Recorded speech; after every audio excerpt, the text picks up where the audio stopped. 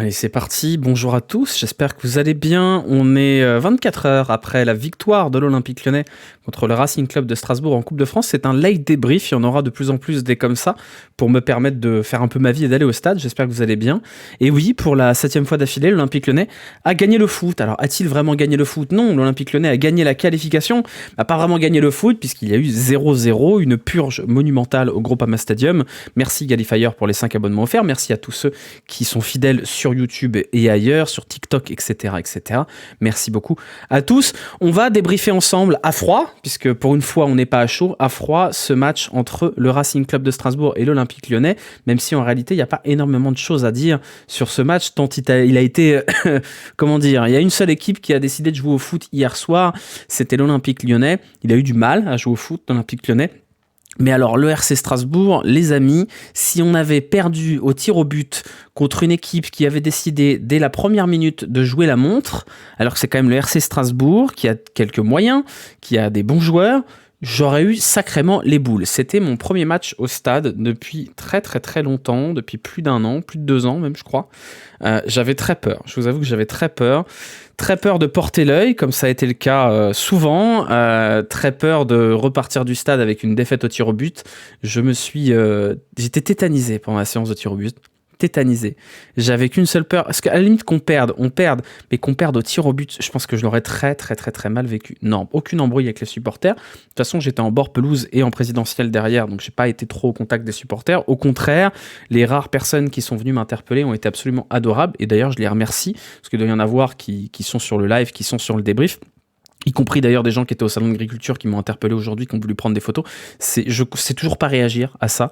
Je trouve ça toujours totalement... Ça me paraît un peu irréel, mais vous êtes tous très très gentils et ça fait toujours très plaisir. Donc si jamais vous me croisez ou quoi que ce soit, n'hésitez pas, ça fait toujours plaisir. Du moment que vous êtes poli et pas dérangeant, il n'y a aucun problème. Et bon, après, voilà. Après, il y a Zach qui est arrivé. Alors Zach, c'était la gigastar. Ça m'a fait rire. Mais voilà, on a passé une bonne soirée. Et c'était très très cool. Voilà. Tu étais exact en bord pelouse, on va interpeller avec mon pote. Oui, je vois, vous étiez ceux qui étaient derrière le banc des remplaçants, j'imagine. Non, c'était très cool. Moi, j'ai passé une super soirée. Ça faisait très plaisir de retourner au Groupama Stadium. J'étais arrivé à me persuader pendant des années que ça me faisait chier d'aller au stade. En vrai, non, je kiffe ça. Et c'était un plaisir d'y être. C'est la première fois que j'étais invité par le club. J'avais déjà été invité au stade par des marques, des partenaires du club, mais j'avais jamais été invité par le club. Donc c'était très cool. Voilà. Et puis enfin, il y a la victoire au bout. Mais alors, qu'est-ce que c'était dur. Qu'est-ce que c'était dur. Il n'y a rien de pire que les tirs au but au stade. Il n'y a vraiment rien de pire qu'une séance de tirs au but au stade. C'est horrible. C'est affreux. J'ai mis, je pense, 1h30 à retomber en tension.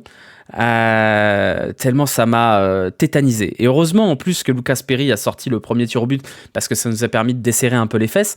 Mais c'est affreux, les séances de tir au but au stade. J'en avais vécu une autre. C'était la deuxième séance de tir au but que je vivais au stade. La première, c'était en Coupe de la Ligue, je crois que c'était en 2014 contre Monaco, avec des pénaltys ratés de Baki Koné et de Jordan Ferry. Je vous souhaite à personne, même à mon pire ennemi, de vivre une séance de tir au but au stade. C'est horrible. Il n'y a aucun plaisir. Il n'y a que de la tension et du soulagement. C'est absolument affreux. Donc voilà, je pourrais dire que je l'ai vécu et que j'ai vu l'Olympique Lyonnais gagner une séance de tir au but, parce que historiquement, l'Olympique Lyonnais, les tirs au but, c'était pas trop ça, même si ça va mieux depuis quelques temps. Mais voilà, l'Olympique Lyonnais est en demi-finale, à un match d'aller, pas au Stade de France, puisque la finale se disputera quelque part, on ne sait pas encore. On sait qu'il y a un certain nombre de stades qui sont candidats, il y en a certains qui de facto sont éliminés, on verra, ce sera en fonction de l'affiche de la finale. Je pense que si l'OL va en finale, ça se jouera au Parc des Princes si le PSG n'est pas en finale, et si c'est une affiche Lyon-PSG, je pense que ça se jouera à Lille ou à Bordeaux. J'ai pas d'infos là-dessus, mais ça me semble plus cohérent, parce qu'on risque pas d'aller à Saint-Etienne ou à Marseille. Voilà. Qu'est-ce que vous voulez qu'on raconte un petit peu sur ce match? Alors déjà, on va regarder les stats, puisqu'elles sont assez intéressantes, ces stats, pour vous montrer quand même une information importante, qui est que ce match, en réalité, il était quand même particulièrement affreux. 2 tirs cadrés. Le premier tir cadré de l'Olympique Lyonnais intervient, je crois, à la 80e minute. Le RC Strasbourg n'a rien fait dans ce match. Et honnêtement, je voudrais dire 2 choses par rapport à ça.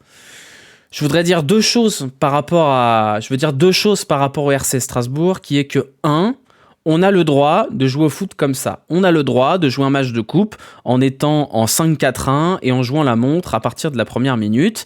C'est ce que font beaucoup d'équipes de division inférieure. Et il y en a qui s'en sortent. Et l'absence de prolongation fait que cette tactique peut payer. Et c'est ce qu'a fait le RC Strasbourg au Groupama Stadium. Ils sont arrivés pour jouer les tirs au but et ça n'a pas payé. Maintenant, quand on est le Racing Club de Strasbourg et qu'on est un club sympa, qu'on est un club qui a une grande histoire, qui a quelques moyens quand même, puisqu'il y a eu plusieurs recrues très très chères qui ont été recrutées cet été, c'est un peu la honte quand même. Je trouve ça un peu décevant de la part du Racing Club de Strasbourg d'être aussi fossoyeur de football dans son approche, surtout face à une équipe de l'Olympique Lyonnais qui n'est pas le PSG. C'est-à-dire qu'on est sur une équipe, on peut battre l'Olympique Lyonnais en jouant au football. C'est pas un ogre l'Olympique Lyonnais.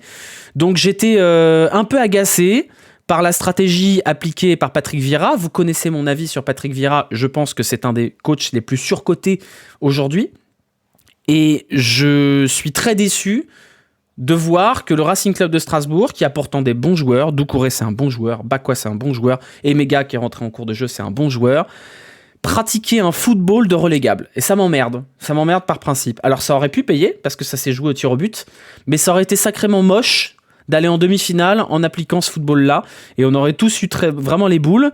Ils sont pas passés loin en réalité, hein. Et heureusement les dieux du football existent, parce que l'OL a été en difficulté, n'a pas pratiqué un grand football, mais c'est quand même difficile de pratiquer un bon football quand on a une équipe en face qui a la ferme intention de ne pas jouer au foot. Les Strasbourgeois, ils ont joué la montre à partir de la 5e minute de jeu. Le gardien, il a commencé à gagner du temps à partir de la 5e minute de jeu. Ils ont passé 1000 ans par terre, et je trouve d'ailleurs que l'arbitre n'a pas été assez sévère. Le temps additionnel n'a pas été conséquent. Je crois sincèrement que sur les 5 minutes de temps additionnel, on a sifflé au bout de 96 minutes, doit y avoir 35 secondes de jeu effectif dans les temps additionnels. Et ça me dérange un petit peu, parce qu'à un moment donné, cette tactique-là de fossoyeur de football, que l'OL avait d'ailleurs très très bien appliquée contre Nice, en allant chercher un point à Nice, en refusant complètement le foot, et on avait dit la même chose, cette tactique de fossoyeur de football, elle doit être sanctionnée par des cartons pour gain de temps, et par un temps additionnel qui doit être conséquent. Donc je suis un peu énervé par le fait que le gardien de Strasbourg n'a pas été averti alors qu'il a gagné du temps pendant 90 minutes, et qu'on a eu 5 minutes de temps additionnel, et c'est tout. Ça m'ennuie. Voilà, c'est tout. Voilà. Il a pris son jaune à la toute fin. Ouais, enfin, vous avez compris, quoi. Il a pas pris de jaune. Jaune à la toute fin, ça compte pas. Mais pourquoi mon Instagram déconne? Putain, ça m'énerve, ça. Mon Instagram écrase les photos. Je sais pas pourquoi. Bref, c'est pas un problème. Voilà, petite ressemblance avec Paqueta, le gardien. Je sais pas, j'étais au stade, j'ai pas vu. Voilà. J'ai pas vu la tronche qu'il avait. Le gardien avait des crampes du jamais vu. Non mais sérieux, voilà. Donc... Parlons de ce stand de fromage. On en parlera après. D'abord, on fait le débrief du match. Ça va durer 30 minutes, 40 minutes. Après, si vous voulez, on part à un salon d'agriculture et Boston Café à 3h du matin. S'il mettait le carton à la 50e, peut-être qu'il se bougerait. Ouais, mais ça m'ennuie. Parce qu'encore une fois, on a le droit. Et j'ai dit ça sur le FC Metz. On a le droit de refuser le jeu. On a le droit d'être un fossoyeur de football. Ça fait partie des règles. On a le droit de chier sur le foot et de gagner un match en chiant sur le foot. L'Olympique Lyonnais l'a fait plusieurs fois. Et c'est pas grave. Par contre, quand la stratégie consiste à balancer des ballons le plus loin possible, à mettre 1000 ans pour faire des remises en jeu, il doit y avoir des cartons plutôt qu'à la 95e. Parce que la 95e, au final, c'est du temps perdu encore plus d'aller mettre le carton au gardien. Donc voilà, ça m'a un peu énervé. Heureusement, les dieux du football ont été du côté de l'Olympique Lyonnais ce soir. Et heureusement, parce que je pense que si on avait perdu au tir au but, j'aurais été vraiment très très triste, et vous aussi. Voilà, sur l'animation globale, on était parti sur un 4-3-3 assez classique avec Benrahma sur le côté gauche. On nous avait annoncé Cherki, finalement Cherki n'était pas titulaire. Un 4-3-3 qui a eu toutes les peines du monde à exister face à la grande muraille de Chine, là, l'espèce de ligne Maginot de l'Alsace. Quelques occasions, mais pas beaucoup. Match assez stérile de l'Olympique Lyonnais, dominé mais stérile. On a longtemps cru qu'il y aurait vraiment, ça n'allait pas le faire, quoi. On allait jusqu'au tir au but, mais moi j'ai eu peur à un moment donné qu'on prenne un but en contre-attaque parce que Strasbourg ne comptait que sur ça, et ça aurait pu payer à un moment donné. Il y a eu notamment une grosse occasion strasbourgeoise en fin de match, et ça aurait pu payer pour Strasbourg de jouer cet anti-football. Pour le reste, pas grand chose à dire en réalité. J'ai eu quelques petites frayeurs sur la défense centrale, mais rien de grave. Le milieu de terrain, j'ai trouvé pour le coup Matic un petit peu en dessous.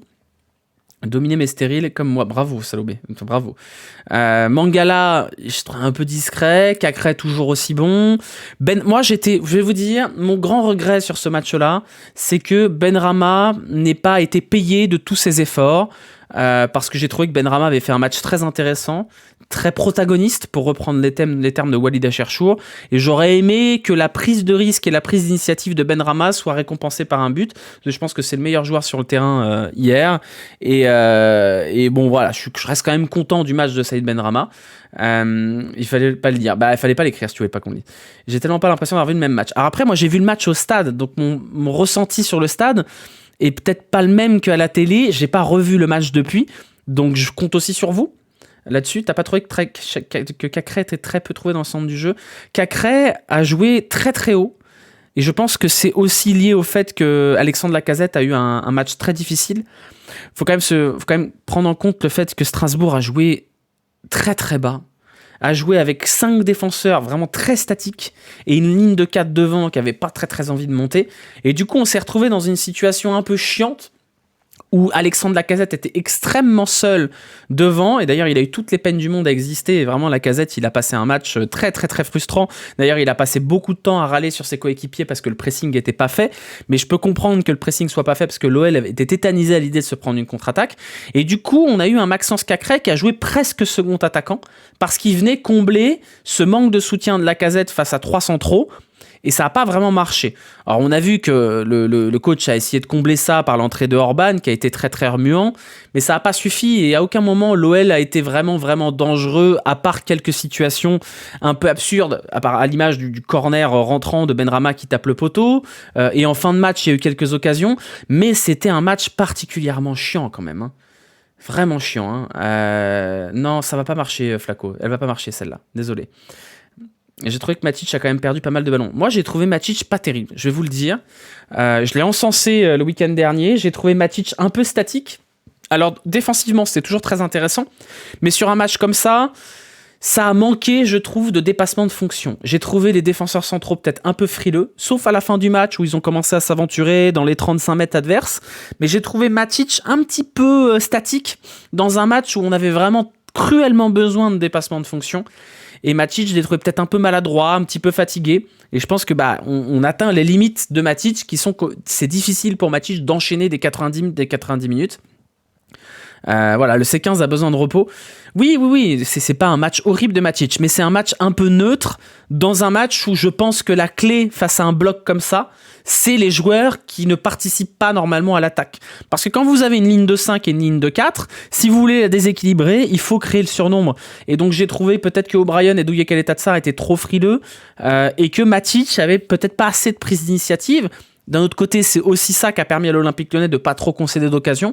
Mais on a quand même tapé sur un mur contre Strasbourg, et ça aurait pu mal tourner si Lucas Perry ne faisait pas 2,50 m. Donc voilà, Tagliafico pour le coup c'était intéressant, ouais. Tagliafico c'était intéressant. Mangala n'a pas assez pris d'initiative. Mangala, j'ai un avis un peu bizarre, qui est qu'il y a des moments où je le trouvais assez intéressant et des moments où je le trouvais transparent. Je partage l'avis qu'a partagé, je crois, Seb The Ouf sur Twitter. J'ai du mal à me faire un avis sur Mangala. J'ai du mal à savoir ce qu'il vaut, j'ai du mal à trouver un élément de comparaison sur Aurel Mangala. J'arrive pas à savoir quel est son registre exactement. J'ai pas l'impression que ce soit un mauvais joueur, mais j'ai pas non plus l'impression que ce soit un super joueur. Donc je suis un peu pas complètement convaincu par Aurel Mangala. Donc on verra, hein. Parce qu'aujourd'hui, c'est Cacré qui est dans ce rôle de créateur de milieu qui joue très haut. Et d'ailleurs, c'est bizarre parce qu'il avait déjà été placé dans ce rôle-là par Laurent Blanc et ça n'avait pas du tout fonctionné. Là, on a l'impression que c'est quand même un joueur totalement différent.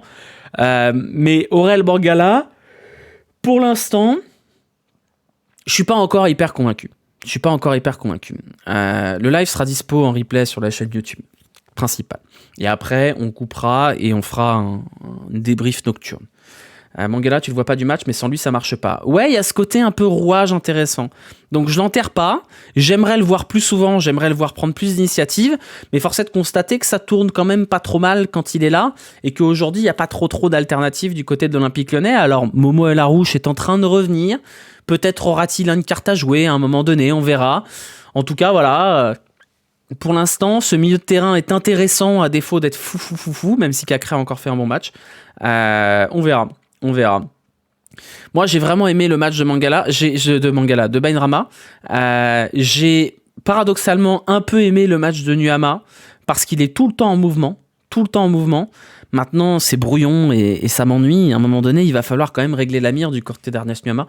Il est très frustrant comme joueur pour l'instant. Il est très frustrant et moi, je peux pas m'empêcher de penser que ça va se débloquer. Je répète ça H24, ça va se débloquer. Mais il est un peu monocorde, Ernest Nuama. C'est ça qui m'ennuie. C'est-à-dire qu'il fait un petit peu tout le temps la même chose. Il le fait pas trop mal, hein. Les départs en dribble, le 1v1 et tout ça, c'est un poison pour son adversaire. Mais il va falloir étoffer un petit peu la panoplie, je pense, du côté d'Ernest Nuama, ou à défaut être plus décisif, parce que pour l'instant, c'est pas suffisant. C'est pas suffisant. Cacrès, s'il travaille sa frappe de balle, ça peut devenir très fort. Mais Cacrès, je crois qu'il frappe mieux du gauche, en fait. Je pense qu'il frappe mieux du gauche. Mais effectivement, hein, on a vu que quand il avait cette capacité à être dangereux à 25 mètres, c'était intéressant. Pardon, je baille parce que j'ai eu quand même des grosses journées là. Il manque toujours ce petit truc. Ouais, il manque comment dire ? Il manque l'étincelle, Nuama. Et on sent qu'elle est pas loin. On sent qu'il manque pas grand-chose pour Nuama. Mais il manque ce petit truc pour débloquer un petit peu la situation. Et aujourd'hui, on n'y est toujours pas. Moi, je reste plutôt confiant sur le fait que ça va arriver à un moment donné, mais pour l'instant on n'y est pas.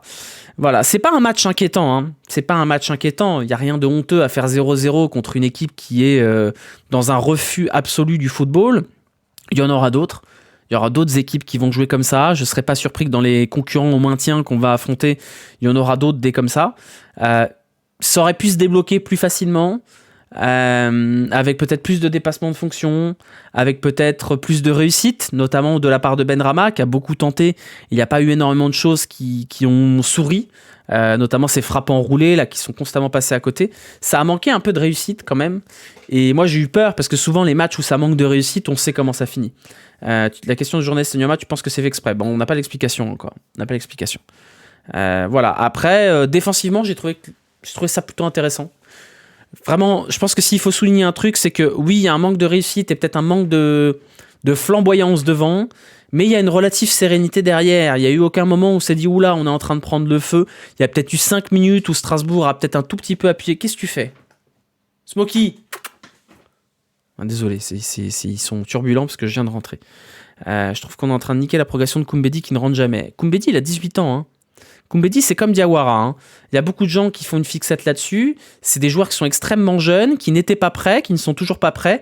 Laissez-leur du temps. Ils sont bien là où ils sont. Ils dérangent personne. Vu la gueule des attaquants et des attaques en face, je suis pas d'accord. Hein. Je suis pas d'accord. C'est pas une mauvaise équipe sur le papier, Strasbourg. Et puisqu'il faut parler un peu de Strasbourg, moi j'ai un problème avec Patrick Vieira. Il est resté 3 ans à Nice. Au bout de 3 ans, son Nice n'avait pas progressé d'un iota. Crystal Palace, c'était vraiment pas terrible. Et là, il se retrouve avec Strasbourg, qui a quand même des bons joueurs dans son effectif. Angelo, c'est un bon joueur. Bakwa, c'est un bon joueur. Emega, c'est un super joueur. Ismaël Doucouré, je trouve que c'est un excellent joueur aussi. Et c'est nul. C'est nul. C'est un fossoyeur de football. C'est un mauvais entraîneur. C'est un entraîneur qui n'imprime aucune patte, aucune identité, aucun football. Et c'est pas normal, aujourd'hui, avec l'effectif de Strasbourg, qui est un effectif qui doit jouer la première partie de tableau, d'être aussi faible. D'être vraiment aussi faible. Donc, moi, ça me fait chier pour Strasbourg, parce que c'est un beau club.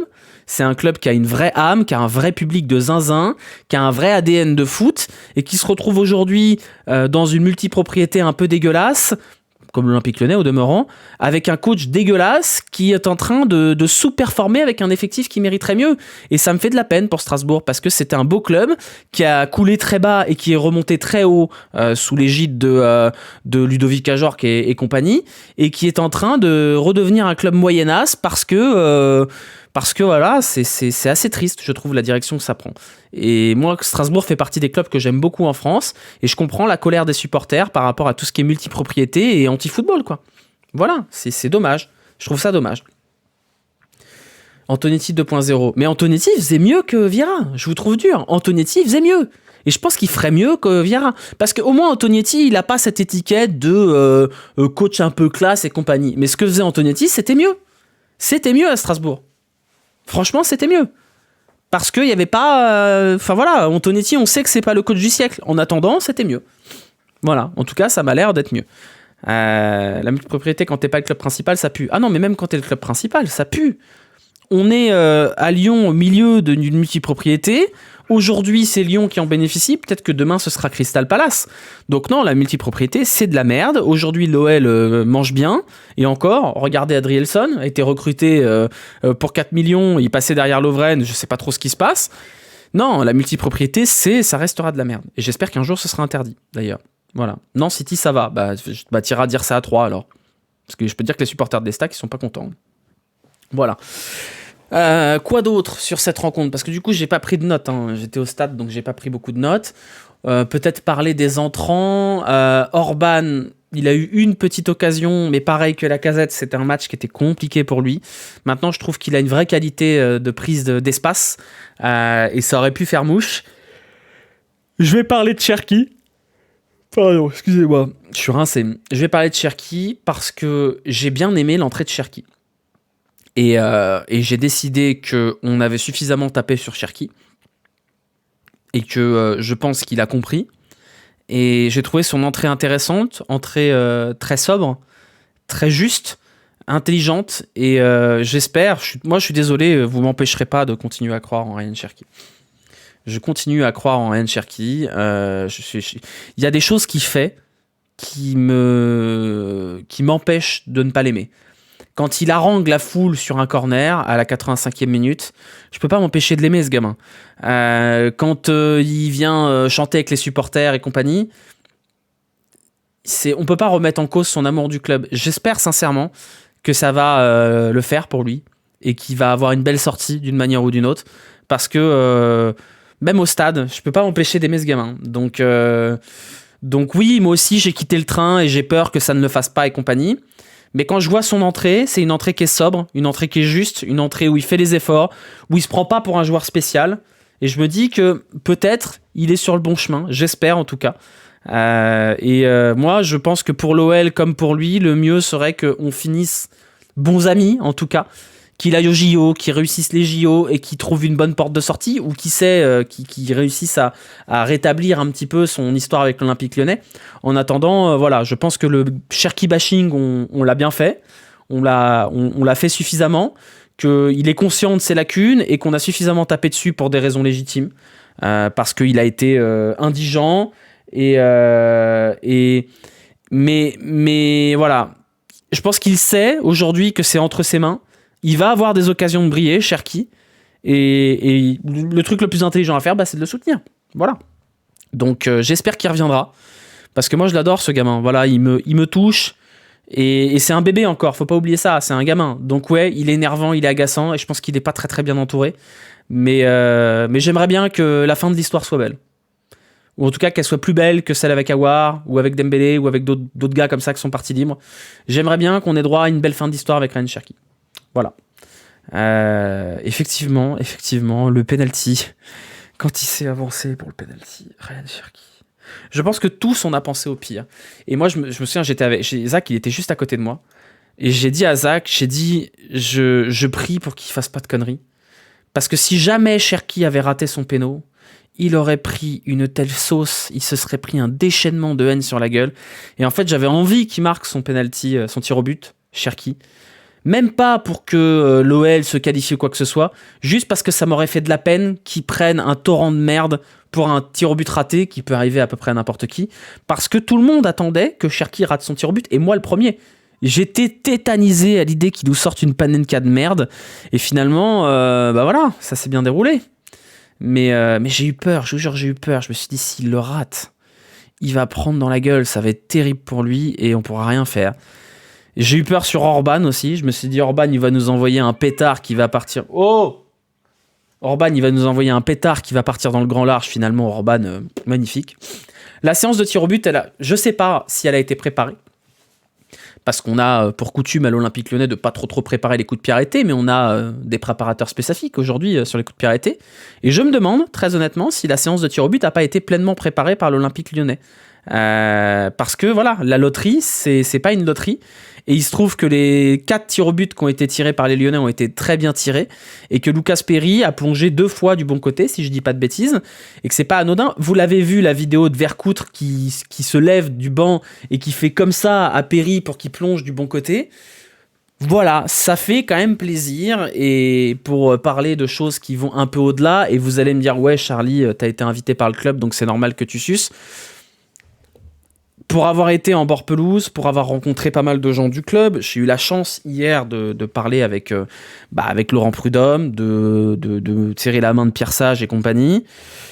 Il y a quand même le sentiment de quelque chose qui marche à nouveau dans ce club. Tout est moins tendu, tout est plus détendu, tout est plus fluide, j'ai l'impression. Parce que ça gagne, c'est normal, ça gagne, donc tout est facile quand ça gagne. Mais il y a ce sentiment de se dire que le plus dur a l'air d'être passé quand même, hein. Et que ça roule pas extrêmement vite, ça roule pas vers la Ligue des Champions, mais ça fonctionne. Et ça fait longtemps que moi, j'ai pas eu ce sentiment d'un club qui fonctionne. Je vous parle pas d'un club qui cartonne, juste d'un club où chacun est à sa place et où le train est sur les rails et qu'il avance. Pour l'instant, on avance à la vitesse d'un TER Clermont-Paris. Peut-être que demain, on avancera à la vitesse du TGV. Mais ça fait longtemps que ce club, il a pas roulé sur des bons rails. Et les signes du destin de ça tombe du bon côté, je pense que ça sort pas de nulle part. Voilà. Donc on verra, peut-être que demain on va perdre et que ça va être la catastrophe et que ça va de nouveau être la crise et que ça va de nouveau baver dans la presse, etc. etc. Mais il y a ce sentiment quand même à l'Olympique Lyonnais de belle histoire qui est en train de s'écrire avec Pierre Sage et avec tous les autres.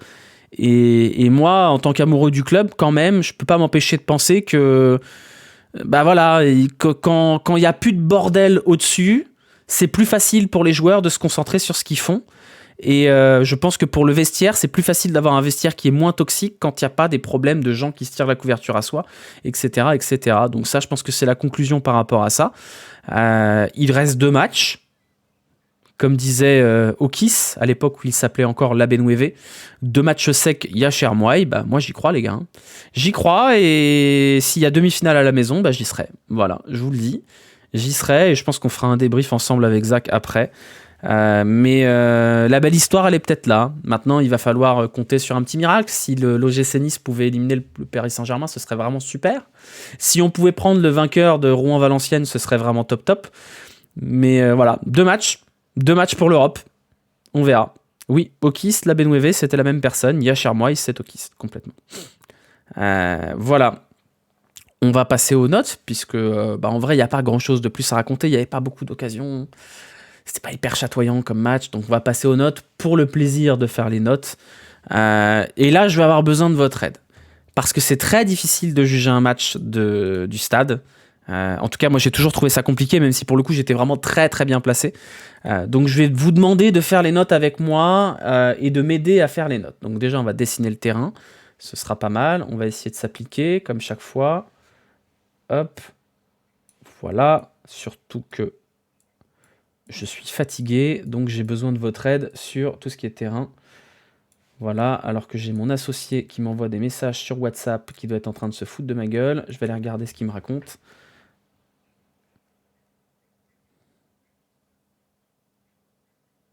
Hop. Voilà. Oh, il est pas mal mon terrain. Bon, après, il y a une surface qui est microscopique, mais tu es viré. Point de pénalty à ça. Bon, bref. Après, la surface de réparation des Strasbourgeois n'existait pas. Alors, nous avions au but Lucas Perry. Attendez, je vais essayer d'écrire correctement quand même. Lucas Perry, nous avions Douillet, Kaletatsar, O'Brien, Tagliafico. Hop. Ainsley, maintenant Niles.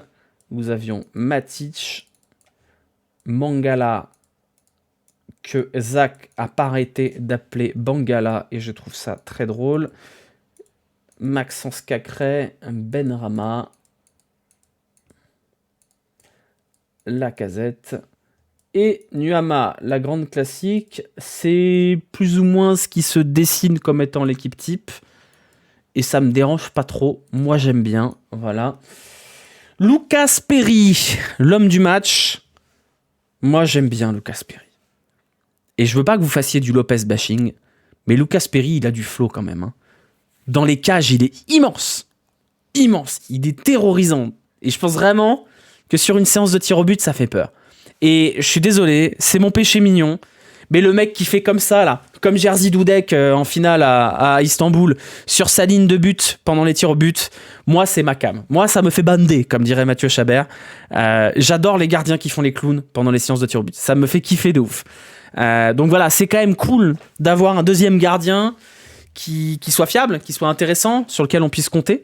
Donc voilà, la concurrence est rude, et je pense que Lucas Perry va continuer l'aventure en Coupe de France jusqu'au bout. Mais voilà, il y a un truc chez ce mec-là. Il y a un truc chez Lucas Perry. Il y a un truc qu'on a envie d'aimer. Et je trouve ça aussi pas anodin non plus que le virage ait scandé son nom. C'est bien, quand on se souvient de ce qui s'était passé avec Tataru Sanou. Je pense qu'il a adopté, ça y est, et maintenant c'est dans ses mains pour continuer à être au niveau et éventuellement créer une alternance avec Lopez, voire peut-être prendre la place de numéro 1. En tout cas, je pense que cette concurrence, elle peut que être bonne pour les deux joueurs, pour se démesurer, se démener pour être les meilleurs possibles. 8. Voilà. 8, c'est probablement surnoté, parce qu'il y a eu un seul arrêt à faire pour Lucas Perry dans le match. Mais sur la séance de tir au but, on lui demande d'être présent, et il est bon. Voilà. Super. J'ai la trick pour Perry, moi aussi.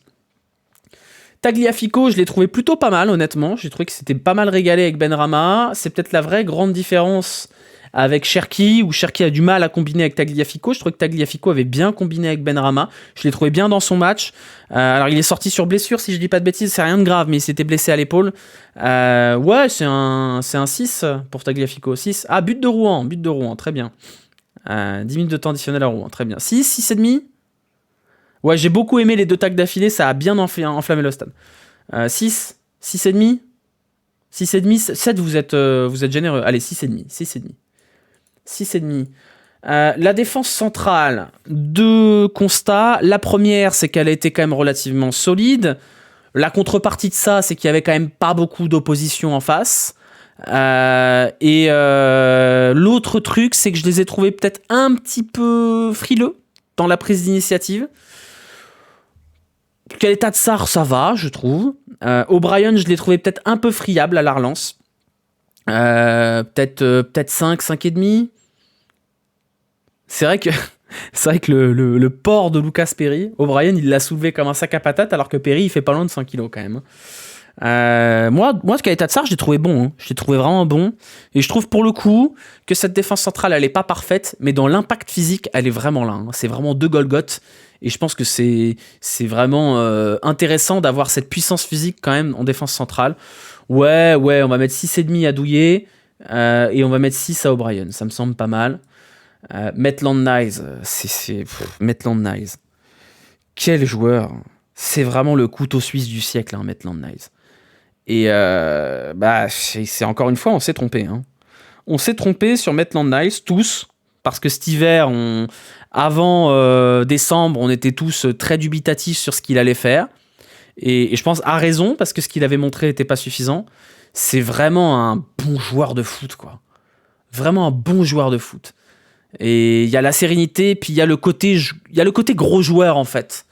Il y a ce côté serein, un peu comme Mata, en vrai. C'est des joueurs qui ont connu le haut niveau, les grands championnats, les grandes compétitions. Et je trouve ça vraiment chouette qu'un joueur comme Maitland-Niles puisse s'exprimer au plus haut niveau, lui qui s'est cherché en termes de poste pendant très longtemps, et qui n'est toujours pas fixé d'ailleurs.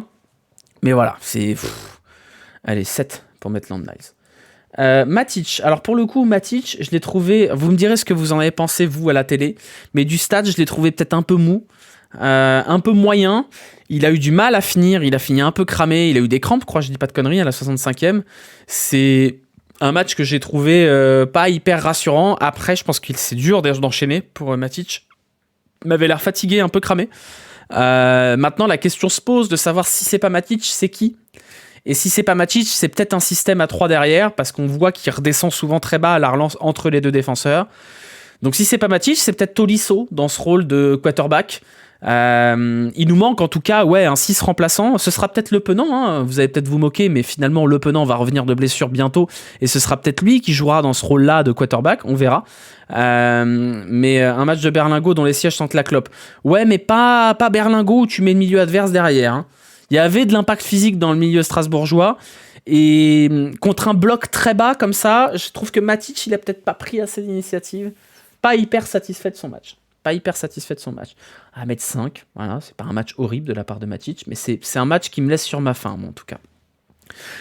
Mangala, c'est ce que vous avez dit tout à l'heure, c'est-à-dire qu'on est sur un match où on le voit pas beaucoup, mais ça fonctionne pas si mal avec lui. J'aimerais le voir un peu plus quand même, Mangala. J'aimerais le voir un peu plus parce qu'il a coûté très cher. C'est 35 millions quand même, Mangala. Alors oui, on note pas en fonction du budget alloué aux joueurs, mais je pense que Mangala doit montrer un petit peu plus que ça. Pas bon, pas nul. Ouais, moyen. Trop yaourt nature. Ouais, c'est un peu ça. Je suis un peu d'accord. C'est un peu fade pour le moment, Mangala. Donc, on va lui laisser du temps parce qu'il y a un temps d'adaptation pour Mangala. Et cette équipe, elle tourne quand même avec lui. Donc, c'est qu'il doit fluidifier un certain nombre de choses. Moi, j'attends un petit peu plus de lumière de la part de Aurel Mangala par rapport aux attentes qui sont placées en lui. Voilà. Il en a beaucoup sous la pédale. Je pense qu'il en a pas mal sous la pédale, ouais. Je pense qu'il en a pas mal. Du coup, je vais mettre 5. C'est pas un mauvais match, mais c'est un match un peu faiblard. Cacré, moi j'ai adoré. Maintenant, ça a manqué de qualité dans la finition parce qu'il a eu les occasions, Cacré. Il a eu 2 ou 3 frappes qui auraient pu faire mouche, notamment cette frappe, cette espèce de reprise qui passe juste au-dessus. Donc c'est pas le match du siècle de Cacré parce que je pense qu'il manque un but pour couronner le tout. Parce que Cacré, aujourd'hui, doit marquer des buts dans le rôle qui lui est alloué. Parce qu'il est dans ce rôle de 8-10, un peu à la Juninho.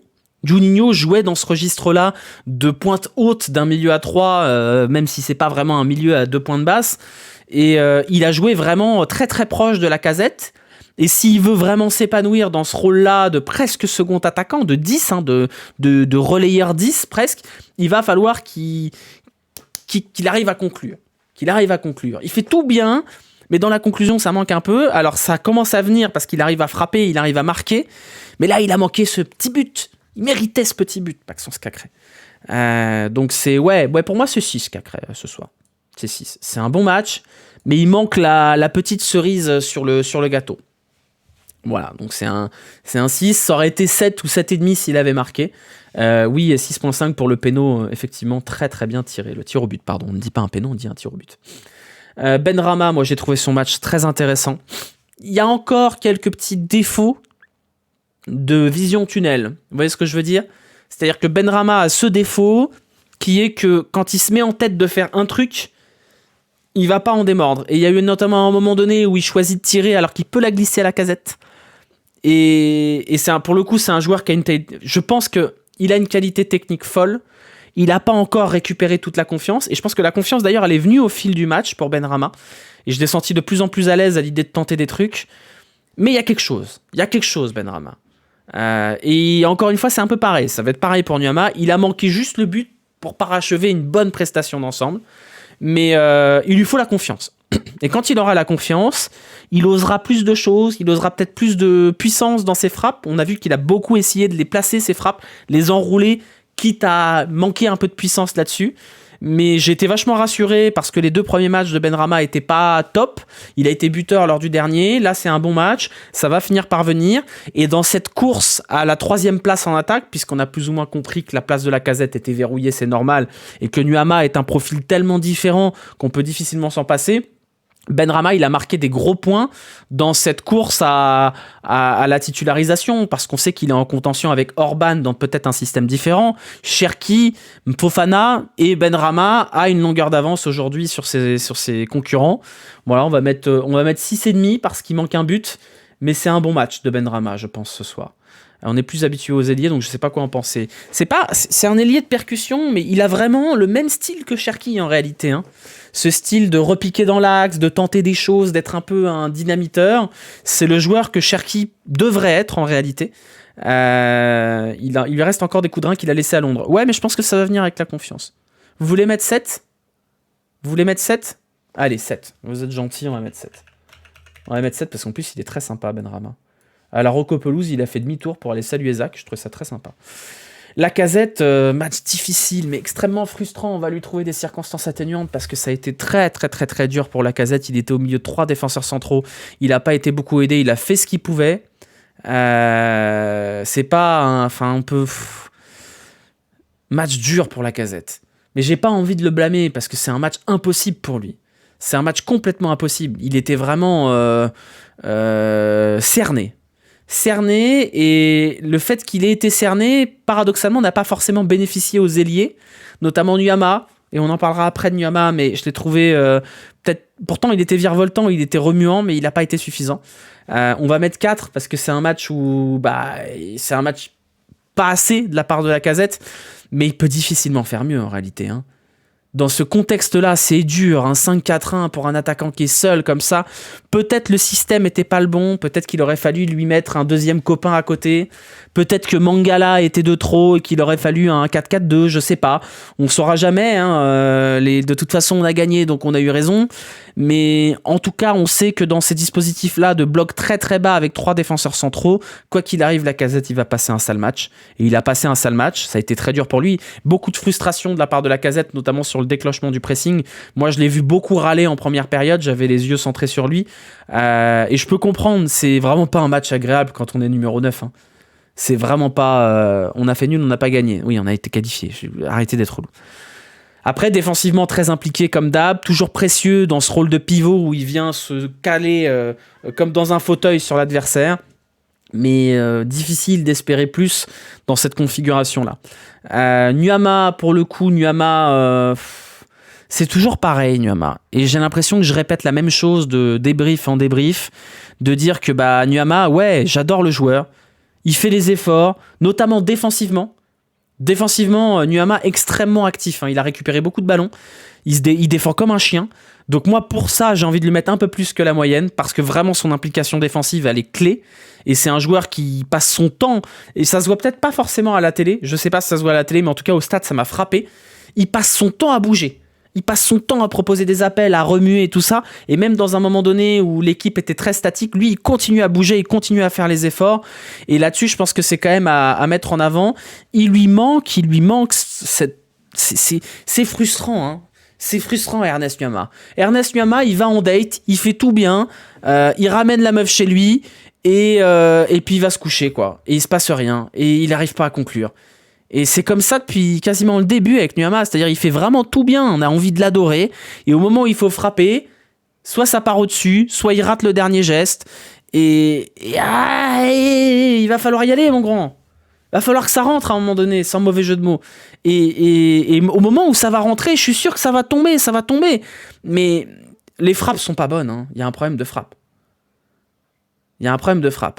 C'est vraiment... c'est un mec gentil, Nuama. Vous voyez ce que je veux dire ? Il est gentil, il est pas assez tueur devant le but. Et enfin, on a encore vu des frappes qui sont... c'est frustrant. Il est énervant, Nuama. Il est énervant. Moi, je l'aime bien. Parce que c'est un joueur qui crée des choses, qui fout le bordel. C'est un joueur bordel. Mais ça suffit pas. Il va falloir qu'il soit plus lourd que 2 buts et une passe D, ou 1 but et 2 passes D, je sais plus exactement. C'est pas suffisant. Il faut que ça se déclenche. Il faut que ça se libère. Et je pense que ça va se libérer à un moment donné. Mais il lui manque... putain, faut conclure, mon ref. Faut monter la stade de finition, là. Mais bon, c'est pas un mauvais match de Nuama. On va mettre 5,5. 5,5 parce que le travail défensif est titanesque. Mais voilà. Et ça, je sais pas, parce que franchement, c'est dur de jouer contre une équipe qui refuse le football comme ça. C'est impossible. Je veux dire, le PSG, il s'en mange 25 fois par saison des équipes comme ça. C'est horrible de jouer contre des équipes comme ça. C'est affreux. C'est affreux. Et c'est un bon match de l'OL, parce que les contre-attaques, elles ont rien donné pour Strasbourg. Mais ouais, 6, ouais. 6. Voilà, et vous me demandiez de parler de l'ambiance. L'ambiance au stade était très bonne. Le stade était très chaud, notamment au début du match, pendant l'hymne, c'était très chouette. Et l'ambiance, ça a été un petit peu cassé par le manque de rythme du match. C'est-à-dire qu'on est passé d'un stade qui avait vraiment tous les ingrédients pour péter un plomb. Et je pense que si l'OL avait marqué dans les 20 premières minutes, ça aurait été un chaudron absolu. Et après, il y a cet engouement s'est transformé en frustration. Donc le stade a commencé à être frustré par les gains de temps de Strasbourg, et ça s'est transformé en sifflet et en insultes et en frustration par rapport à Strasbourg, et ça a un petit peu cassé l'ambiance parce que les Strasbourgeois ont refusé de faire de ce match un match de football. Et ils ont le droit, encore une fois, ils ont le droit.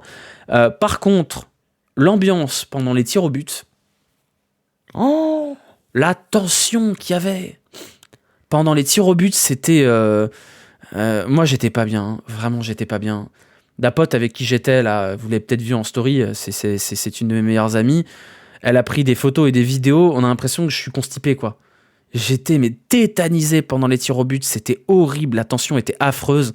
Et l'ambiance, pour le coup, quand Perry... Je pense vraiment que quand Perry sort le premier tir au but, l'explosion du stade quand ils sentent le premier tir au but, ça faisait longtemps qu'on n'avait pas vu un pétage de plomb pareil au stade. Peut-être la Casette contre Montpellier l'an dernier. Mais il y avait une... vraiment, on s'est tous chiés dessus. Hein. On s'est tous chiés dessus pendant les tirs au but. Mais quel soulagement. Moi, j'ai mis, je pense, 1 heure à décompresser. J'étais pas bien pendant 1 heure après la séance de tir au but. Et donc voilà, grosse ambiance. C'était une vraie belle soirée de pas de foot en l'occurrence, parce que le foot, il n'était pas beaucoup là. Mais l'ambiance était présente. Et je pense, encore une fois, qu'il se passe un truc à l'Olympique Lyonnais. Que cette équipe, on a de nouveau envie de l'aimer. Et pas que de la soutenir, parce qu'on l'a toujours soutenu, on soutient toujours son club, mais on peut soutenir son club sans vraiment aimer son club. Et je pense que ces dernières années, et je mets vraiment plusieurs années dedans, c'était difficile d'aimer ce club, c'était difficile d'aimer cette équipe, difficile d'aimer les dirigeants, difficile d'aimer le coach. Et c'est un vrai soulagement de pouvoir supporter son club, regarder son club, vibrer pour son club, tout en ayant un vrai amour sincère pour le coach, pour les joueurs, pour les gens qui entourent le club, parce que ça va dans le bon sens. Et moi, quand je vois Cherki qui harangue la foule, quand je vois Orban qui pète un plomb en secouant les filets, quand je vois Pierre Sage, quand je vois les déclats de Pierre Sage, on est sur un club dont on peut enfin de nouveau être fier, même si on est encore mal classé en championnat, et peut-être qu'on la gagnera pas, cette Coupe de France, peut-être qu'on va se faire sortir par Rouen ou Valenciennes en demi-finale et qu'on aura tous les boules. Mais quel plaisir quand même de pouvoir être fier de son équipe. Voilà, c'est tout. Et donc ouais, ça donne envie de retourner au stade. Moi, j'étais content d'être au stade et j'y retournerai plus souvent parce que je ressens, et je pense que c'est beaucoup de gens comme ça, de nouveau une connexion avec cette équipe et ça fait du bien. Voilà, ça fait du bien.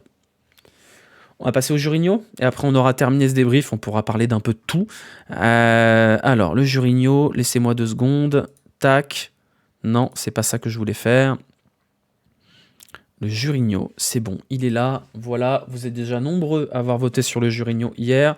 Je vais vous le mettre dans le chat. Vous pouvez le retrouver en description sur YouTube si vous êtes sur YouTube. Nous allons bien évidemment mettre un +4 à Lucas Perry. On va mettre +3 à Saïd Benrahma. On va mettre +3 à Cacré. Et derrière... qu'est-ce qu'on peut mettre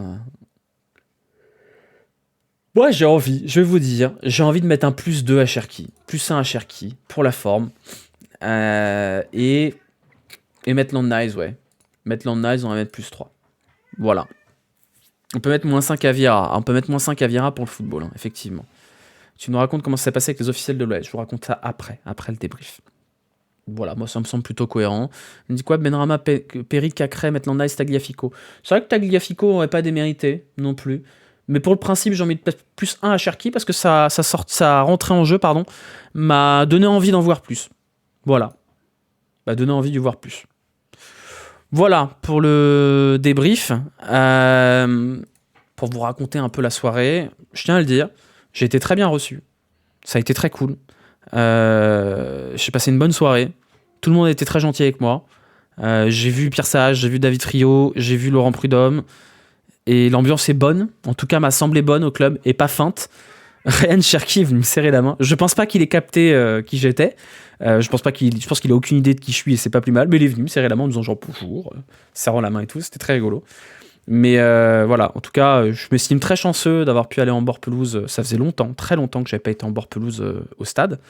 Et c'est cool de voir que le club...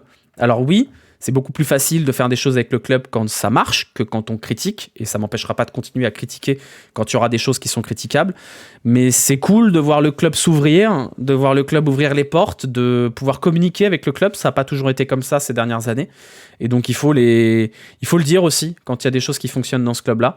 On nous demande rien en retour, hein, que ce soit Zach ou moi, hein. On nous demande pas de nous taire, de pas critiquer, de pas être chiant. Il y a des gens au club qui s'appelaient pas trop, qu'on qu'on râle un peu quand on a envie de râler. Mais il y a une démarche intelligente du club.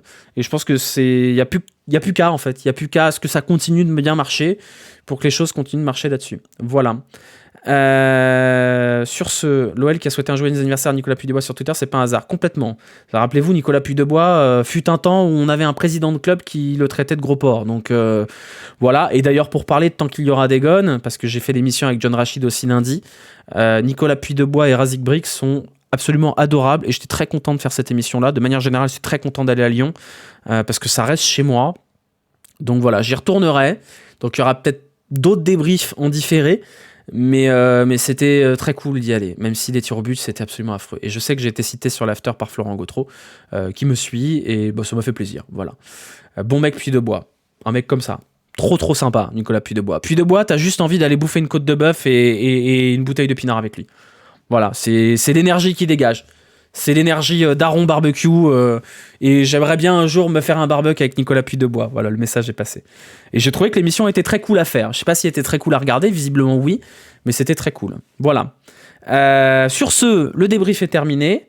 Donc si vous nous suivez sur YouTube, c'est là que la vidéo va s'arrêter. Nous, on va continuer ensemble un petit peu sur Twitch. Je vous souhaite une bonne soirée pour ceux qui vont nous quitter ici. Et on se retrouvera du coup dimanche soir pour le débrief du match contre Lens. Ou peut-être que l'Olympique Lyonnais gagnera à nouveau le foot. Ça ferait 8 victoires d'affilée. Ce serait miraculeux. Et si jamais l'Olympique Lyonnais gagne contre Lens, on va commencer à rêver un peu plus haut. Et là, c'est les problèmes qui commencent. Voilà, je vous souhaite une bonne fin de soirée si vous êtes sur YouTube ou si vous nous quittez ici sur Twitch. Je vous fais des bisous et à bientôt.